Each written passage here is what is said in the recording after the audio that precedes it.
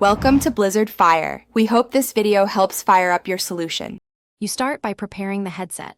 Make sure both Indy buds have some charge and remain in the case. Once done, power off Bluetooth on your device or forget the old pairing so the buds can broadcast.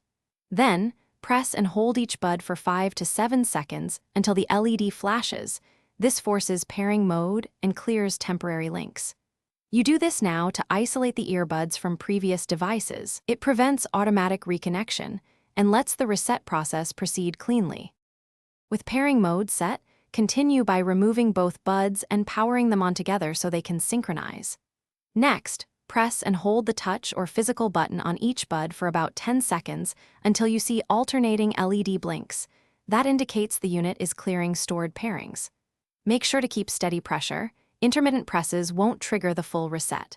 Once you see the pattern, place the buds back in the charging case and leave them there for 30 seconds to allow firmware and settings to reinitialize.